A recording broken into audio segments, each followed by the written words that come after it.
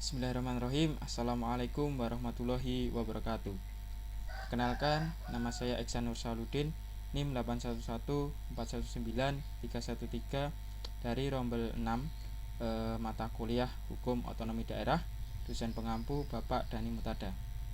Di sini saya akan menjelaskan permasalahan yang ada di dalam pemerintahan daerah terkait hukum otonomi daerah. Yang sudah kita ketahui bersama bahwa berdasarkan pasal 285 Undang-Undang Nomor 23 Tahun 2014 terdapat 3 macam sumber pendapatan daerah. Yang pertama itu ada pendapatan asli daerah atau disingkat dengan PAD. Kemudian yang kedua pendapatan transfer, dan yang terakhir atau yang ketiga lain-lain pendapatan daerah yang sah. Nah, pada kesempatan kali ini saya akan membahas permasalahan yang ada terkait poin yang pertama, yaitu pendapatan asli daerah atau PAD.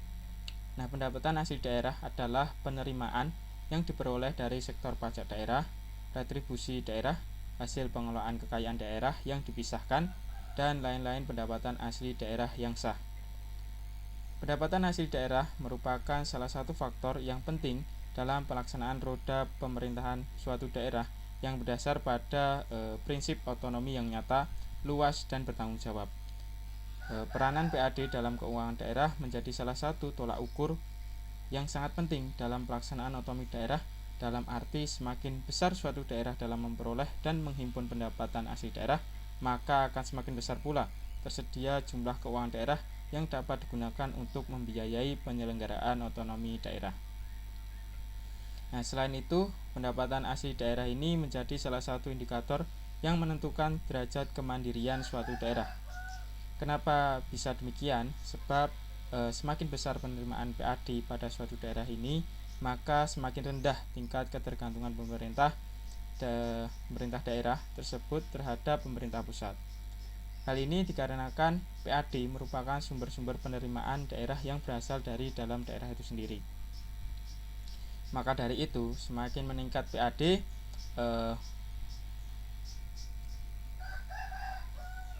akan menjadikan salah satu modal keberhasilan dalam mencapai tujuan pembangunan daerah. Hal ini karena PAD menentukan kapasitas pemerintah daerah dalam menjalankan fungsi-fungsi pemerintah, yaitu melaksanakan pelayanan publik, public service function, dan melaksanakan pembangunan development function. Namun dalam pelaksanaannya, pemerintah daerah ini mengalami suatu kendala atau permasalahan sehingga tidak dapat meningkatkan PAD tersebut. Penyebabnya itu yang pertama, umumnya pemerintah daerah belum mengidentifikasi potensi sumber pendapatannya. Yang kedua, sebagian besar daerah masih belum dapat mengoptimalkan penerimaan pajak daerah dan retribusi daerah. Dan yang terakhir, jumlah SDM untuk dapat melakukan pemungutan pajak dan retribusi masih sangat kurang. Kemudian solusi atau upaya pengoptimalkan peningkatan PAD ini ada dua cara, yaitu melakukan intensifikasi, misalnya dengan pelaksanaan penyuluhan, peningkatan pengawasan, dan tindakan lainnya.